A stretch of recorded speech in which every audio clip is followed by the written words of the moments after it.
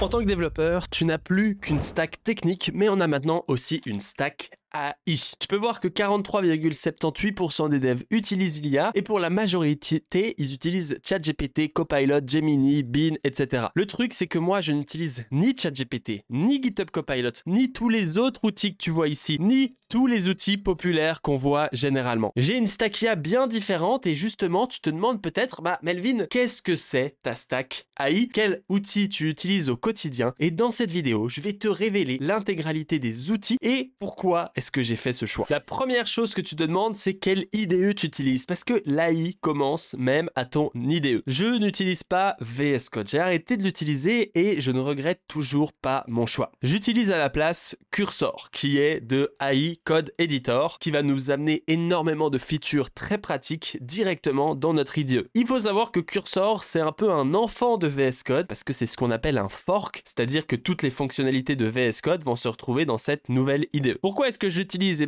J'ai fait une magnifique vidéo que tu peux retrouver ici, mais en clair, on a l'AI intégrée, la génération de components, parler avec la documentation, le Git history. Alors, je vais te le montrer rapidement ici sur le repository de Node.js qu'on voit là. Des éléments super cool, c'est que déjà, je vais pouvoir poser des questions à toute ma documentation et c'est super rapide, comme à quel endroit est-ce qu'on gère le billing stripe. Quand je vais faire command enter ici, je vais chercher ce qu'on appelle avec la codebase et à ce moment-là, tu vois qu'il va me sortir exactement le bon fichier. Quand je clique ici, j'ai exactement le bon fichier avec les bonnes informations. Ici, il me donne les webhooks, etc., etc. Alors, par exemple, j'ai demandé comment je gère le billing Stripe dans mon application. Et ici, je vais faire recherche avec la codebase. Et à ce moment-là, tu vois que ça va venir chercher dans tous mes fichiers et ça va me dire précisément tous les fichiers qui gèrent le paiement de Stripe qu'on a juste ici. On peut faire des trucs encore plus fous. Par exemple, je vais pouvoir faire @ Ici, je peux chercher Git. Et dans Git, je peux prendre par exemple le dernier commit et dire quels sont les modifications importantes que je dois connaître. Et là, il va me préciser exactement ce qui s'est passé dans ce commit. Ça a été déplacé de fichier, il y a eu un refactor, on utilise Dod, etc., etc. On va avoir aussi plein de trucs comme le fait de pouvoir chercher dans des documentations que tu peux ajouter toi-même, le fait de pouvoir chercher dans des dossiers entiers, le fait de pouvoir chercher avec la codebase. Bref, il y a énormément de trucs cool. On a aussi la génération complète de code avec cette IDE. Donc, par exemple, ici, je viens et je fais créer une server action pour unsubscribe et j'appuie sur enter et là il va générer le code comme tu peux le voir ici et souvent il va être plutôt efficace sans même avoir besoin de mentionner des fichiers parce que dans la génération de code on peut mentionner et faire tout ce que je t'ai donné juste avant, même faire des définitions de tout ce qui se passe. C'est génial ça, ça c'est nouveau tu vois. Bref, il y a pas mal de nouveautés et je pense clairement que eux ils amènent le futur, ils sont beaucoup plus flexibles que VS Code, ce qui fait que ça devient un IDE beaucoup plus intéressant. Maintenant, tu te demandes peut-être combien ça me coûte d'avoir ce genre d'IDE. Le prix que je paye moi, c'est par usage. J'ai décidé de pas prendre son abonnement et donc,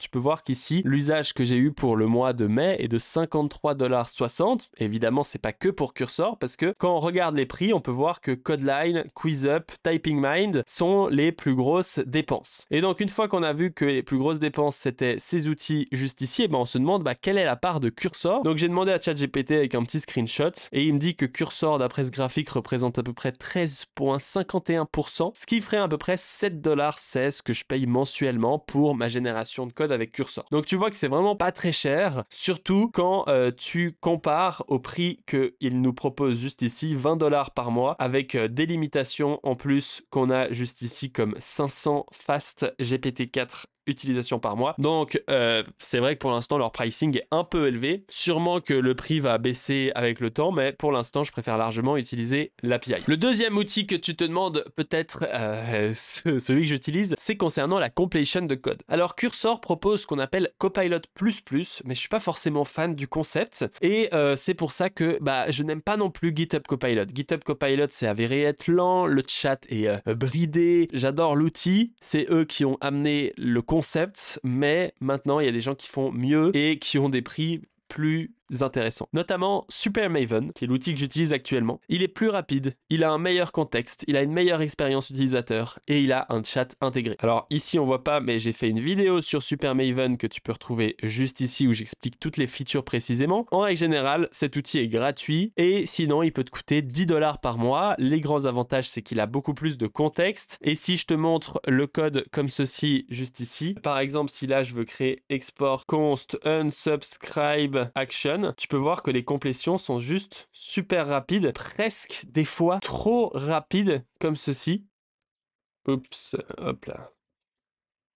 Et le grand avantage que Super Maven a, que je vais pas faire la démo ici parce que ça va me prendre trop de temps, mais c'est qu'il comprend vraiment ton application. Tu peux le voir ici, Super Maven Pro 2.NowTS. Et ce NowTS, il permet en fait de dire que Super Maven est actuellement lié à mon repository. On peut le voir sur la landing page juste ici. En fait, il va avoir ce qu'on appelle ici un set day waitation limit. Donc sûrement qu'ils vont l'augmenter avec le temps. Enfin, parce qu'ils veulent avoir de la privacy, mais moi je m'en fous de la privacy. Je veux qu'ils connaissent mon code. Et donc, il va savoir les fichiers que tu as ouverts dans les 7 derniers jours en indexant ton code, etc. Ce qui va te permettre d'avoir pas mal de trucs cool. En plus de ça, tu peux par exemple sélectionner ce texte, faire commande I, ça va t'ouvrir ici l'extension Super Maven. Alors, elle n'est pas très belle l'interface, mais ici, tu peux poser des questions, notamment avec différents modèles, et tu as 5 $ de crédit par mois quand tu utilises ça, ou tu peux utiliser ta propre OpenAPI key. Et donc ici, je peux par exemple lui dire, renomme la méthode,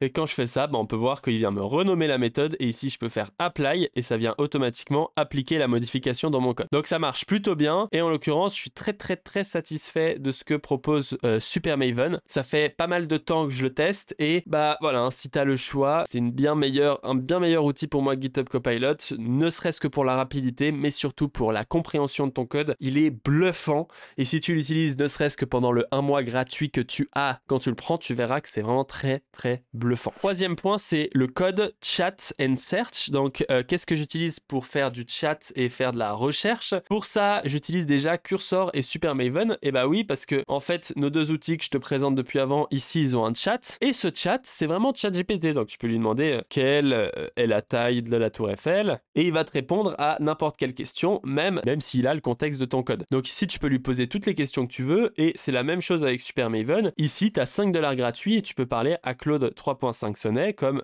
bonsoir, et tu vas avoir une réponse, tout ce qu'il y a de plus normal, de Claude 3.5 Sonnet. Alors, il a certes un petit pré-prompt de développeur, mais c'est pas très grave. Ensuite, sinon, alors cet outil, j'avoue que je l'utilise pas tant que ça, mais PHHide est gratuit, et c'est assez bluffant parce qu'il est assez à jour. Donc cet outil PHHide ressemble à ça, et ça va te permettre de poser des questions. Donc on va se connecter avec GitHub comme ceci. Et ici, tu vas pouvoir poser des questions. Et là, tu vas par exemple demander quelles sont les nouveautés de React 19. Et ce qui est intéressant, c'est qu'il va venir te créer une réponse en te proposant toujours des sources qu'on a juste ici, avec comme par exemple ma vidéo YouTube qu'on retrouve en source, et comme ça tu vas avoir des réponses toujours à jour. Et là, si tu poses une autre question comme comment gérer le point map en JavaScript, et de la même manière, tu vas quand même avoir une réponse IA, mais tu vas retrouver la vraie source qui est développeur Mozilla, et comme ça tu seras pas perdu. Donc c'est vachement cool si tu es développeur, et voilà, ça coûte le même prix que ChatGPT, donc ça dépend tes besoins. Ensuite, j'utilise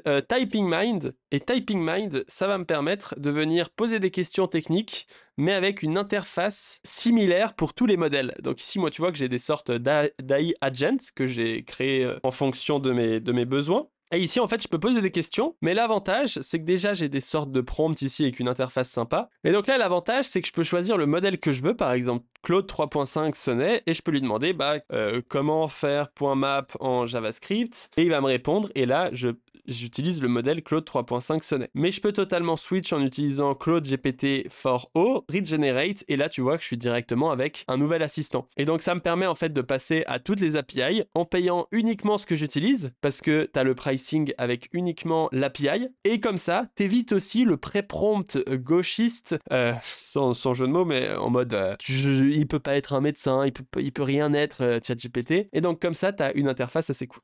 Alors, TypingMind, ça coûte un peu cher, Après, c'est un one-time, mais avec cette app que tu peux retrouver sur le site que j'ai mis juste ici dans ma présentation, mlv.sh/setup, et bah tu peux l'avoir gratuitement. En guillemets, tu payes un abonnement et tu as plein d'autres applications, mais c'est assez sympa. Tu peux aussi utiliser par exemple Mistral, donc ça va te coûter vraiment pas cher. Si là j'écris comment faire un point map en JS et que je regenerate, et bah cette fois tu vois que j'utilise Mistral, et donc suivant les tâches que tu as besoin, tu peux changer de modèle, comme ça tu peux toujours chat, et bah, tu as une interface en full local avec une petite application, c'est assez cool. Tu peux avoir des prompts librairies que j'utilise pas trop, tu peux avoir des assistants, comme moi tu vois que j'ai un assistant développeur qui sait que je code en TypeScript, etc. Et tu peux changer de modèle, donc ça fait vraiment partie de ma stack, et je me suis habitué à l'utiliser, j'ai cancel l'abonnement ChatGPT, etc. parce que je me suis rendu compte que bah, le pré-prompt des limitations, j'aime pas trop. Donc TypingMind, c'est compatible avec tous les modèles que tu veux et c'est super cool. Donc voici un peu pour ma stack IA. J'espère t'avoir tout résumé. Je tiens encore à faire un petit alerte en tant que débutant. C'est important d'apprendre à utiliser l'IA pour être plus efficace. Tu vas être un meilleur développeur si tu arrives à faire ça. Mais attention à ne pas forcément lui faire confiance. C'est pour ça que je te conseille des outils comme PHHind ou autres afin d'avoir des complétions avec des sources. Le but c'est d'avoir de l'expérience et donc développe des compétences rapidement et essaie de vraiment apprendre et d'entraîner ton cerveau avant tout qui doit réussir à avoir la logique du développeur. Je t'incite à regarder mon autre vidéo sur le déclic du développeur que je mets juste ici. Et si tu as envie d'avoir tous les détails sur comment j'utilise l'IA au quotidien, il y a une petite formation gratuite sur Copilot et d'autres outils dans la description. Donc même si j'utilise plus Copilot, mes conseils sur Copilot sont toujours valides. Donc le premier lien que tu trouveras sous cette vidéo parle de ceci. On se retrouve là-bas. À très bientôt. Ciao, ciao.